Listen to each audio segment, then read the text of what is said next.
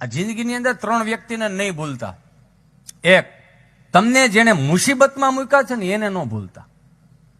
બીજું, આખા ગામને ખબર છે કે આ મુસીબતમાં છે, દીકરો અહીંયા જ આવશે, અને તમે મદદ માગવા જાઓ ને તમને ના રે ભાઈ હવે કાંઈ થાય નહીં, એને ન ભૂલતા. અને ત્રીજું, આખા ગામને ખબર છે કે આના ખિસ્સામાં કાંઈ નથી ને છતાં એમ કહી દે કે વ્યૂ આવજે કાળી રાત્રે તેથી હું બેઠો છું, એવા માણાને જિંદગીમાં ન ભૂલતા. ભલા માણસ, આવા મિત્રોને ન ભૂલતા.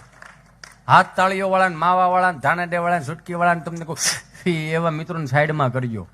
જો પેઢીઓને મોટી કરવી હોય ને તો, નકર કાંઈ નહીં. કારણ કે 21મી સદીના યુવાનોને દિલથી હાથ જોડીને વિનંતી કરું કે 1500 વર્ષ પહેલા જેને માથા પાડીને ધડ લડાવ્યા ને એ આપણી હાટું જ લડાવ્યા હતા.